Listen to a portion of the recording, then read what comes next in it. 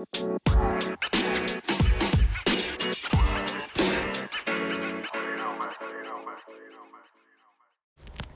right, guys, back to the podcast, back to Tomboy Official. Welcome.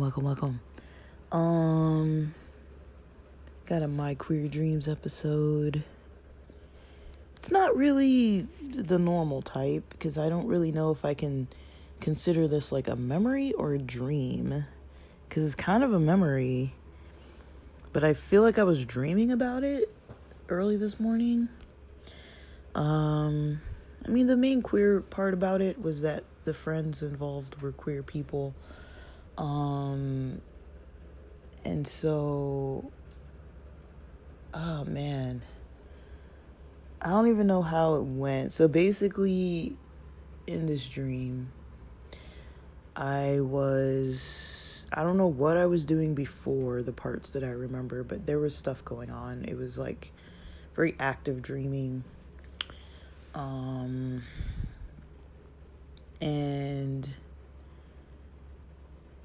I was at some location where, dude, I can like visualize it, but it's really hard to explain. We were like I was with somebody that I don't really know specifically, and we were looking at, I don't even know how to describe what it was, like some type of paintings or pictures that were gonna be like on the wall or something. It's kind of like similar to like pictures, but it wasn't that. It's kind of like if you've ever seen, when you go to someone's house or when you go someplace and someone has things stored and they have like paintings that are kind of like leaned up against the wall, but like maybe like a stack of like 4 or 5 of them. It was something like that, but it wasn't paintings. It wasn't picture frames. It was something we were looking at that was like some kind of map or like railroad system or something that like was on these like boards or something that I was looking at with another person, kind of in like this closet at this rock climbing gym. And I am doing my best to explain this. So yeah, that's what we were looking at like a rock climbing gym, I believe. And then I was there with one of my childhood friends, non-queer person, and I think his mom was there, and I was kind of like looking at the bouldering wall, and like I think she was there. Like I remember growing up, she was always athletic, and I remember her being there. In this dream, I think she was younger, and I was kind of like curious as to like if we were gonna hang out or something. And like I guess she was just like there. And this isn't a real memory. This was the dream part that I don't really remember. And she was kind of there, and I reached, like I was just kind of like looking at the holes, like and we're kind of just like chit-chatting back and forth, and I made a comment like, because I guess she was kind of upset that people weren't treating each other well, or there was some kind of gossip or something. I don't know, like it's really fuzzy, like I don't know clearly what we were talking about, but it felt like something along those lines. And I remember being like, oh, well, I don't really tell people my business, so that's why nobody's really on my case. And in my mind, I was thinking, like, I don't really often share about, like, LGBT stuff. Like, I just kind of keep it to myself, and whoever knows, whoever doesn't. People can assume what they want. It doesn't really bother me at this point. And I was kind of speaking to that, and then the dream kind of turned into me remembering this weird scenario that I was explaining to a friend of mine the other day about last year's San Diego Pride Parade. about how there was a little bit of complications getting to this parade because of the traffic that I had underestimated, and I was supposed to meet at a friend's place or like an acquaintance's place for this pre-party, and they had postponed like an hour or 90 minutes. They told me get there later, so I showed up like 10 or 15 minutes later than what they had said to show up at the new time, because I had spent so much time trying to park anyways. But then once I got there, it was just a little odd because like there was a party that had been going on, and I think we were supposed to meet at 10, and they told me, oh, meet at like 10:30, something. I don't remember what they said, but say they said meet at 11 instead of 10, and I get there at like, I'm supposed to meet someone else at 11. I get there at like 11:15, and the party is like, has been going for a very long time. There's probably like over 20-25 people in this apartment. The food is like devoured, and I'm like, no one's even eating when I get there. So I'm like, everyone's at least had a meal within the 15 minutes, and I'm like, that doesn't feel right. Like, I think they've been there for a while, and somebody, like, it hit me later, like later on, not that day, but like later on when I was thinking about it, I was like, because, you know, you think, okay, somebody tells you show up somewhere at what time, at some other time, and then you show up and like you're expecting people are still going to be trickling in, but I was the last person to come in. So I was like, why the hell, like, you know, when I thought about it, I was like, well, why were there so many people there when it was supposed to have just started?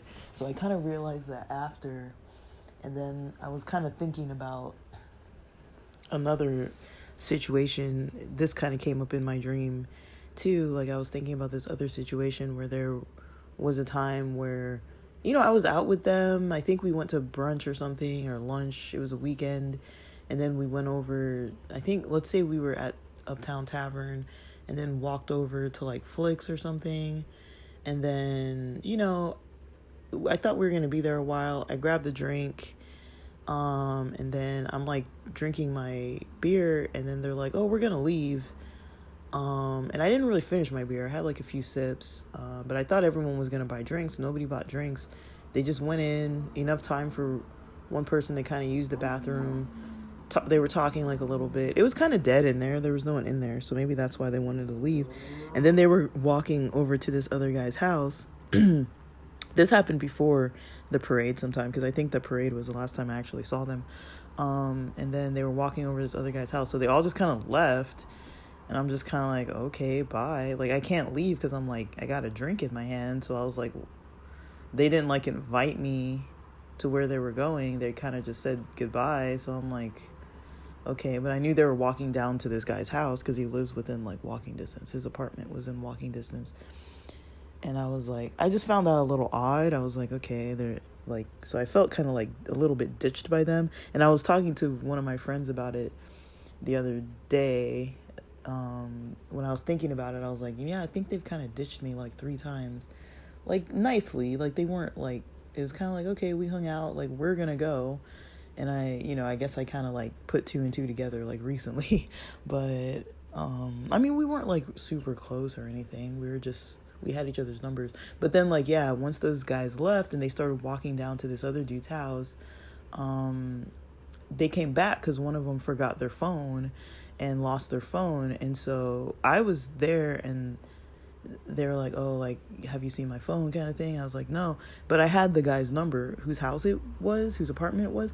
So I called his cell phone. He was giving it to one of his friends, so she could try to call the number. And I already had his number, so I just looked up his number, called his number.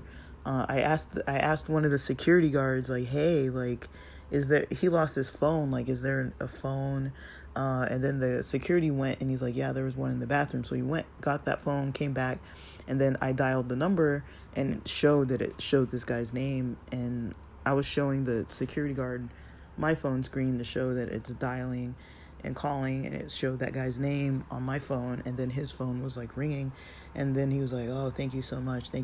And I was just like, at that time, I was like, I'm not gonna just stand here and drink by myself, because they were just gonna take off.